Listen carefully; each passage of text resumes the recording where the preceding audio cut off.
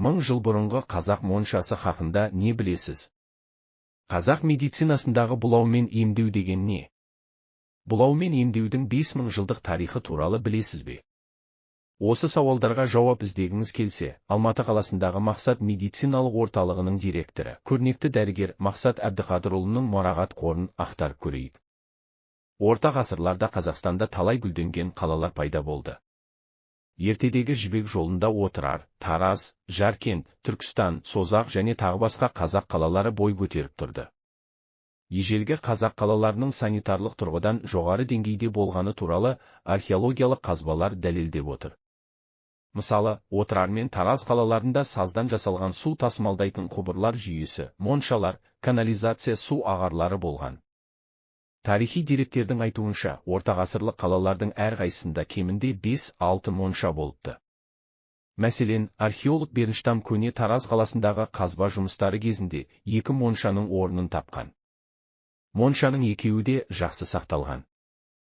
Археолог соған қарап ортағасырлық мәдениеттің бір бөлігін көрсетті. Қазба жұмысының орнынан монша қалдықтармен бірге орындықтар, құмыралар, көне тиындар мен алтын сақина табылған. Ал Отырардан табылған монша 10 бөлмеден тұрған. Монша еденінің астындағы мұржалар арқылы жылытылып, үстіне қыш тақталар төселген. Ал оған келетін су жерасты қыш құбырлар арқылы Отырар су қоймасынан тартылды деген дерек бар. Түркістан қаласының маңынан да 11 ғасырға тән моншаның орны табылған. Оны монша маңынан табылған көне тиындар айғақтаған. Мұнда да жылыту жүйесі, жуынатын 2 бөлме және буға қыздырыну бөлмесі болған. Елімізде ежелгі моншалар болғаны хақында да көптеген деректер кездеседі. Оңтүстік Қазақстан облысында осыдан 1000 жыл бұрын салынған монша орны табылған. Әлкей Марғұлан атындағы археология институтының мамандары бұл олжаны самани кезеңіне жатқызған екен. Осыдан 1000 жыл бұрын салынған бұл монша біздің заманымызға дейін жақсы сақталған. Археологтардың айтуынша монша 5 бөлмеден тұрады. Қазба жұмыстары кезінде моншаның жылыту жүйесі, 2 жуынатын бөлмесі мен бумен қыздырыну бөлмесі табылған. Монша табылған мекен 5-8 ғасыр аралығында түркі қағанатының қаласы болған.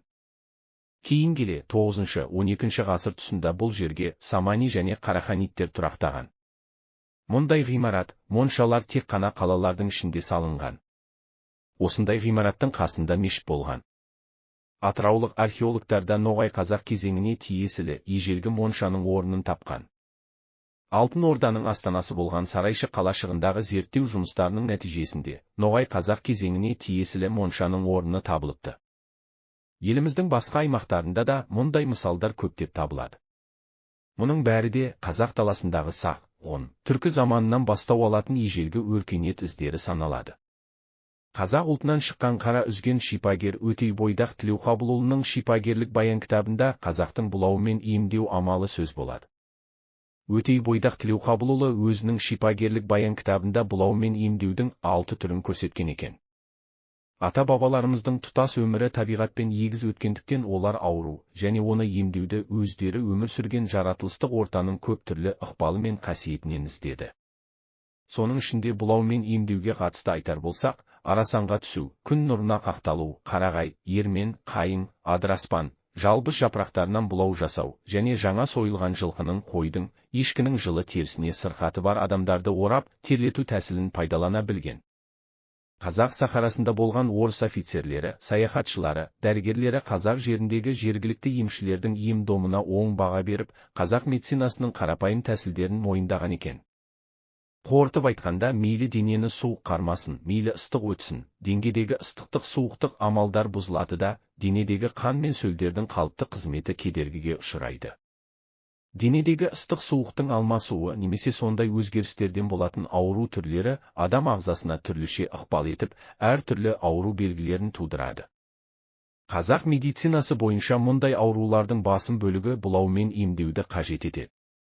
Бұлауға немесе арасанға түсу адам денесіндегі қан айналымы жолдарын ашып, денедегі керексіз заттарды тері арқылы сыртқа шығарып, түк, без көздерін ашып, суықты айдап, дене мүшелерінің қызметін жақсартады. Бұлауға түсіп шыққаннан соң тері бетінде жиналған 100 миллиондай микробтар жойылады. Бұлауға түскенде тері түтікшелері ашылады, адам терлейді, денесі рахаттанады, терісі жұмсарып, нәрленеді. Мұның бәрі ішкі ағза жұмысын жақсартады. Сондай-ақ қазақ халқы балаларда болатын көптеген ауруларды қойдың майымен майлау, теріге орау, шарбы майын тарту, қарақұйрық терісін тарту, ұн илеп кіндікке қою, ұнға орау, мүсәтір, жалбыз, қарандыз, арша сияқты шөп дәрілердің суымен жуындыру, ілу, шету, үзу секілді әдістермен емдейді. Бұл әдістер жел айдауға, денені жадыратуға, ыстықты қайтарып, қабынғанды емдеуге өте пайдалы болып табылады. Денеңізді суық шалса, буындарыңыз суықтан бастырмаса, онда сізде қазақтың бұлаумен емдеу тәсіліне жүгініңіз. Құрметті тыңдармандар, біз көрнекті дәрігер Мақсат Әбдіқадырұлының мұрағат қоры арқылы қазақ медицинасы тарихына үңіліп, халқымыздың арасын және бұлаумен емдеу әдіс тәсілінің түп төркіні ғасырлардан ғасырларға ата дәстүрі болып жалғасып келе жатқанын білдік. Ауырып ем іздегенше, ауырмайтын жол ізде дегендей, ең жақсысы ауырмаңыздар. Бізбен бірге болсаңыздар, қазақ медицинасына тән болған әртүрлі емдеу амалдары туралы көптеген білімге ие боласыздар. Каналға тіркелуді ұмытпаңыздар, аяулы ағайын.